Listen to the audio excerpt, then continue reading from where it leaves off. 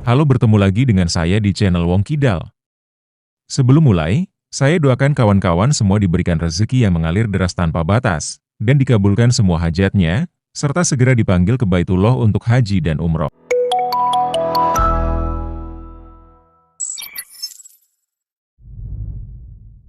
Awal film kita melihat seorang ayah yang sedang mendaftarkan anaknya ke sebuah sekolah favorit. Sang ayah menunjukkan segudang prestasi yang putrinya raih selama di sekolah. Lin. Itulah nama putrinya. Lin adalah wanita cerdas di atas rata-rata. Sang ayah ingin Lin masuk perguruan tinggi impian semua orang. Oleh karena itu Lin disekolahkan di sini, agar lebih mudah masuk ke kampus favorit tersebut. Namun, sekolah ini terkenal mahal, sedangkan ekonomi keluarganya sedang tidak baik. Di depan kepala sekolah dan sang ayah, Lin bilang bahwa dirinya tidak mau sekolah di sini. Dia ingin masuk ke sekolah biasa saja. Karena dia tahu bahwa sang ayah tidak sanggup membayar biaya sekolah yang sampai $50.000 per tahun. Mendengar itu, kepala sekolah membawa Lin dan ayahnya jalan untuk melihat lingkungan sekolah. Melihat prestasi yang Lin raih, dan kemampuan berhitungnya yang super cepat, kepala sekolah menawarkan beasiswa kepada Lin. Akhirnya Lin pun bisa masuk sekolah favorit. Sang ayah sangat bahagia hingga dia membelikan Lin seragam yang dibanggakan. Hari pertama masuk sekolah, Lin dihampiri oleh seorang siswi yang bernama Grace. Grace adalah duta sekolah Exton. Dia mengerahkan Lin agar berfoto menggunakan gaya santai. Tidak kaku seperti patung. Some rules are not meant to be. Oh, babe, photos are forever. Okay, that is it. That's the one. Yeah. Beautiful. Tidak hanya pintar secara akademis, Lin juga pintar bermain piano. Ketika Grace kelihatan kesulitan mengerjakan soal matematika, Lin sambil makan sudah bisa menebak jawabannya dengan benar. Grace terpukau dengan kemampuan Lin yang luar biasa. Grace meminta Lin menjadi guru pribadinya, karena dia ingin mendapatkan nilai yang baik untuk bisa lolos audisi. Awalnya Lin menolak, dia tidak punya waktu, karena sepulang sekolah, Lin harus membantu sang ayah. Namun Grace memaksa. Singkat cerita, tibalah waktu ujian akhir semester.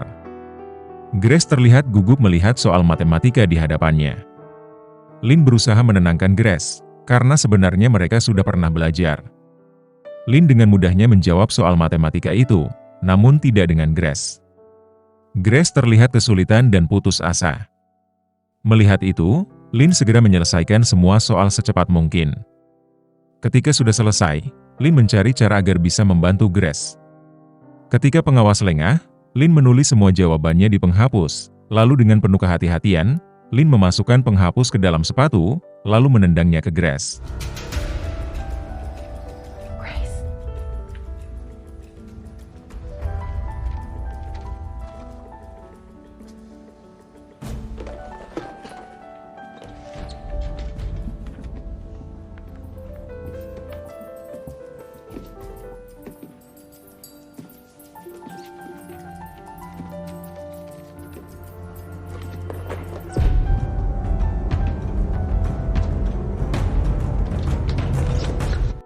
Untuk kali ini, Lin dan Grace berhasil mengelabui Pak Pengawas.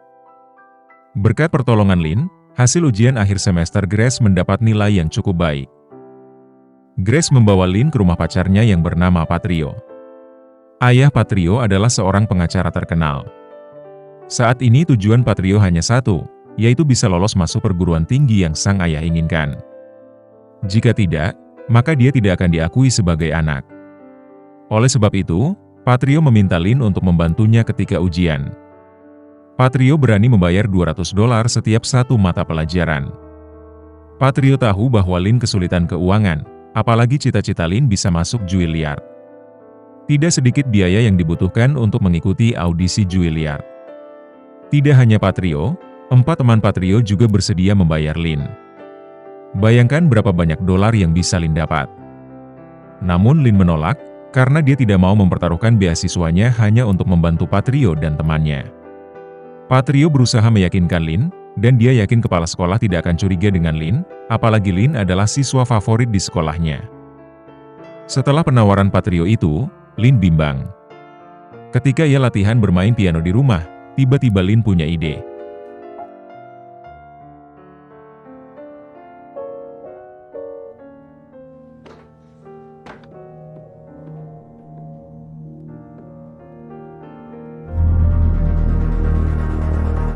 Esoknya, Lin mengumpulkan Patrio dan temannya. Lin menjelaskan bahwa mereka akan membuat kode khusus untuk menandakan jawaban A, B, C, atau D. Kode ini berupa gerakan jari ketika menyanyikan sebuah lagu. Mengapa Lin memilih ini? Karena jika tertangkap basah, maka mereka bisa beralasan sedang latihan piano dengan nada yang sudah mereka pelajari. Dengan strategi ini, Lin berhasil membantu Patrio dan temannya mendapatkan nilai yang cukup baik. Tidak hanya itu, berdasarkan kesepakatan di awal, Lin mendapatkan banyak dolar. Uang itu Lin gunakan untuk membayar sewa apartemen yang sudah lama nunggak, dan mendaftar audisi Juilliard, serta membelikan sang ayah pakaian. Di sini sang ayah mengira Lin dapat uang dari mengajar kursus. Ketika ngobrol dengan Grace di sekolah, tiba-tiba Lin dipanggil kepala sekolah. Lin sudah was-was, apalagi di dalam ruangan kepala sekolah juga ada Bang Tejo. Bang Tejo adalah salah satu siswa yang berprestasi. Ternyata kepala sekolah mendapatkan tawaran beasiswa hanya untuk satu siswa. Dia memilih Lin dan Bang Tejo. Karena yang dipilih hanya satu, oleh karena ibu kepala sekolah meminta mereka berdua bersaing secara sehat untuk mendapatkan beasiswa tersebut. Bang Tejo adalah siswa yang dikenal paling jujur. Bahkan ada temannya yang menawarkan $300 untuk menyonteknya, ditolak mentah-mentah. I'll pay you $300.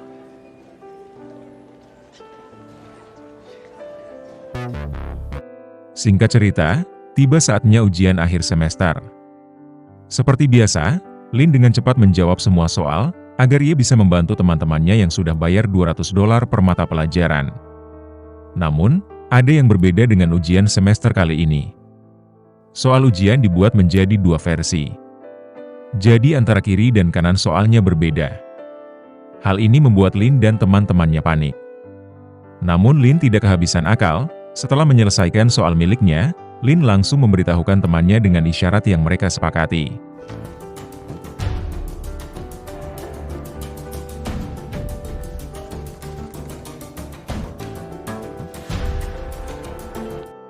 Setelah itu Lin meminta soal yang ada di sampingnya. Lin dengan cepat menjawab soal tersebut, dan memberitahu jawabannya menggunakan isyarat.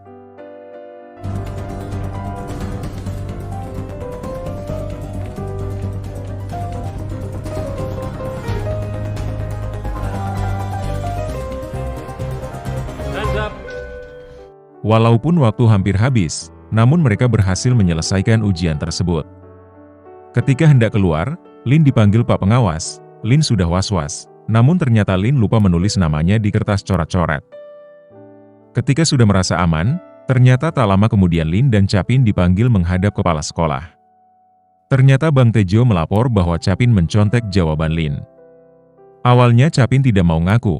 Namun setelah melihat kertas coret-coret Lin ada dua tipe soal, maka semuanya jadi terungkap.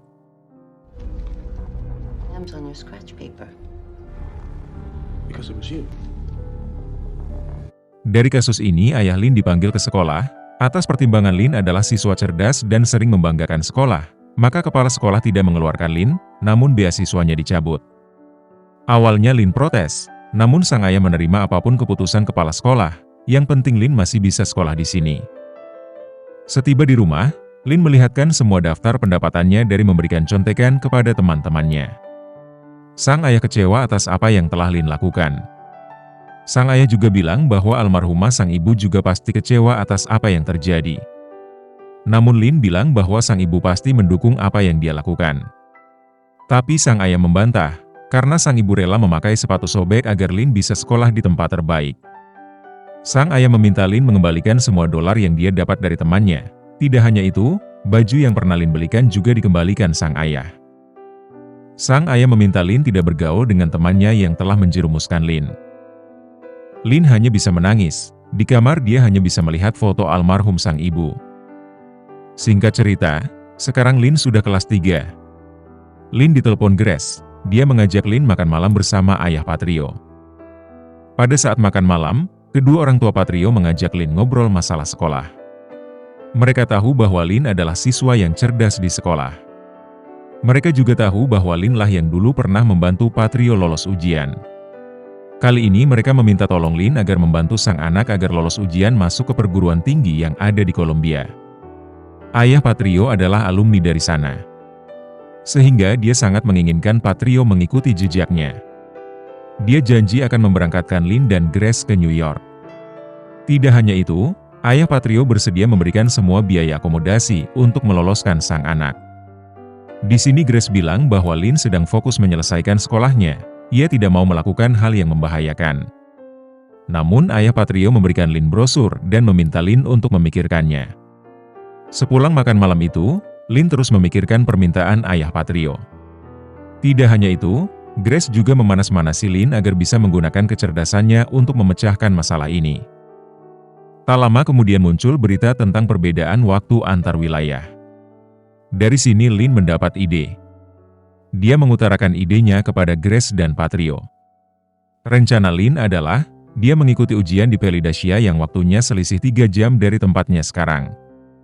Dengan itu, setelah Lynn selesai mengerjakan semua soal, dia dapat mengirim jawaban kepada Patrio dan Grace. Patrio tidak yakin soal ujiannya sama. Namun Lynn menunjukkan soal 3 tahun terakhir, soal ujian kedua kota tersebut sama. Hanya saja Lynn butuh bantuan, dia tidak bisa menghafal 150 jawaban dalam waktu singkat. Tidak hanya itu, Lynn butuh biaya akomodasi yang cukup banyak. Patrio menyanggupinya. Untuk itu, esok harinya Lynn menemui Bang Tejo di tokonya. Lynn menceritakan semua yang ia rencanakan, dan berapa dolar yang Bang Tejo akan dapatkan. Bang Tejo menolak ajakan Lynn, karena dia tahu bahwa ujian ini adalah ujian yang paling aman di dunia. Jadi tidak mungkin mereka bisa mencontek pada saat ujian tersebut. Namun Lynn bilang bahwa ujian tersebut hanya direkayasa oleh orang-orang yang punya uang, dan dijual kepada orang lain hanya untuk mempertahankan statusnya. Lynn punya rencana untuk melawan rekayasa tersebut. Bang Tejo tetap menolak untuk ikut bersama Lynn dan temannya. Singkat cerita, karena butuh uang, akhirnya Bang Tejo memutuskan untuk bergabung bersama Lynn. Mulai hari itu, mereka berlatih dan simulasi. Mereka menyusun strategi agar bisa lolos mengikuti ujian penerimaan mahasiswa di perguruan tinggi negeri. Lynn dan Bang Tejo sepakat untuk membagi soal ujian menjadi 2. Bagian pertama Lynn yang mengerjakan, sedangkan bagian kedua akan dikerjakan oleh Bang Tejo. Mereka memilih lokasi ujian yang minim pengawasan. Setelah semuanya tersusun rapi, paspor juga sudah jadi. Tidak lupa mereka juga latihan menyiapkan jawaban ketika tertangkap basah dan diinterogasi. Tiba saatnya Lynn dan Bang Tejo terbang ke negara Pelidacia. Setiba di negara tujuan, malam itu ketika di hotel, Lynn dan Bang Tejo mendapat kabar bahwa lokasi ujiannya berubah. Lokasi ini memiliki pengawasan yang lebih ketat. Namun mereka tidak mau menyerah. Esok harinya, sebelum masuk ruangan, semua diperiksa dan dilarang membawa handphone.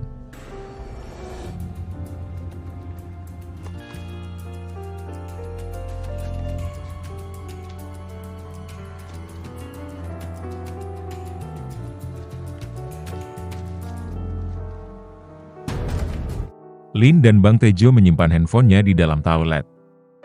Nanti waktu istirahat 10 menit, mereka akan menuju toilet dan menulis jawaban yang sudah mereka hafal dan mengirimnya kepada Grace dan Patrio. Bagian pertama berjalan dengan lancar tanpa ada hambatan sedikit pun.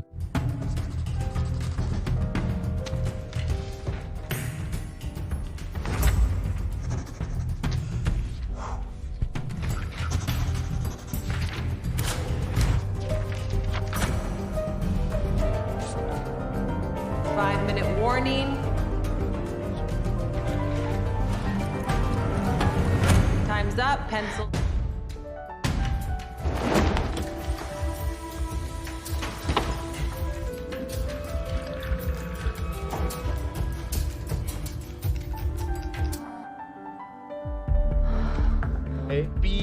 Grace dan Patrio berhasil mendapatkan jawaban dari Lynn dan Bang Tejo sesuai jadwal yang ditentukan.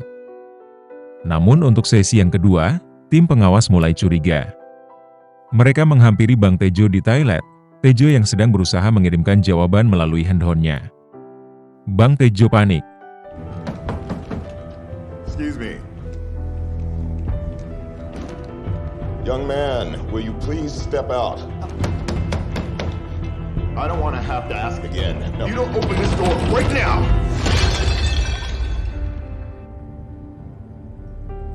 Open this door now!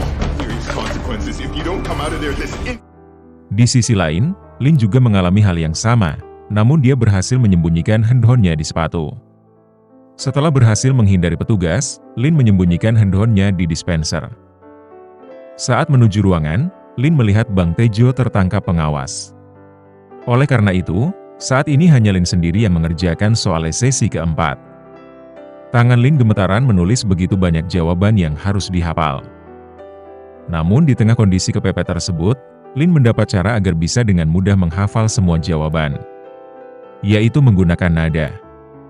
Nada lagu yang biasa Lin dan teman-temannya gunakan saat ujian semester. Di sisi lain, Bang Tejo masih diinterogasi, karena tidak ada bukti, dia bisa lolos. Namun karena logat Bang Tejo tidak sesuai dengan negara asalnya di paspor, pihak pengawas mulai curiga dan mengejarnya kembali. Lin yang sudah selesai menghafal semua jawaban pun pura-pura muntah agar dia bisa keluar lebih cepat.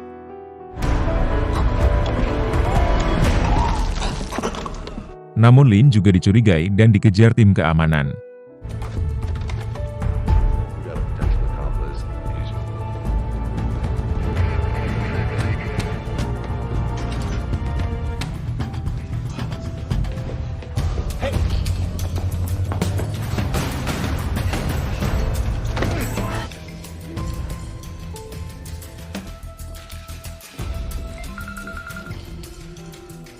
Security has the...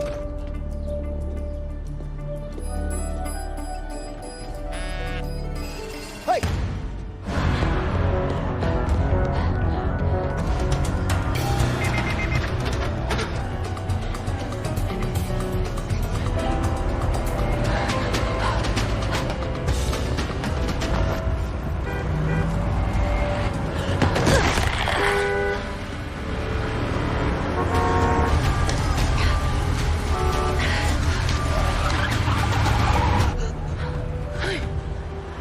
Answers left.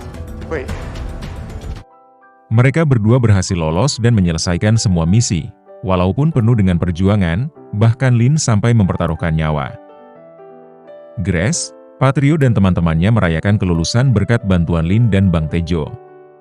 Namun malam itu, ketika Lin menagih upahnya berupa apartemen di New York, Grace dan Patrio menolak.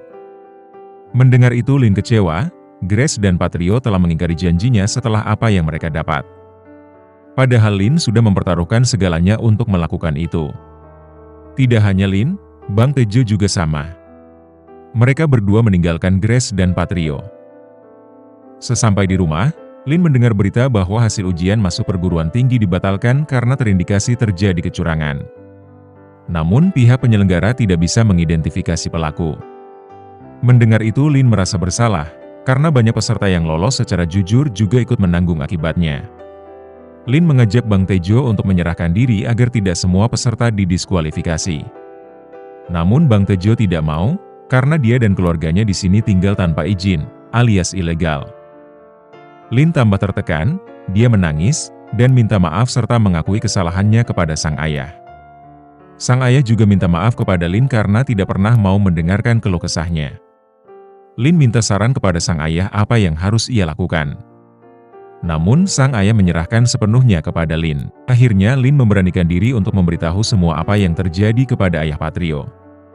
Dia menceritakan semua tentang Patrio dan cara liciknya merekrut Bang Tejo. Patrio waktu itu bahkan menyewa sekelompok orang jahat untuk menghajar Bang Tejo. Awalnya ayah Patrio tidak percaya. Namun setelah Lin melihatkan semua buktinya, ayah Patrio mulai percaya. Dan dia bertanya apa yang Lin inginkan darinya.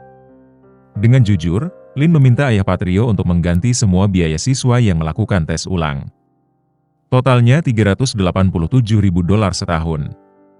Selain itu, Lin meminta ayah Patrio mengurus semua izin tinggal keluarga Bang Tejo agar legal.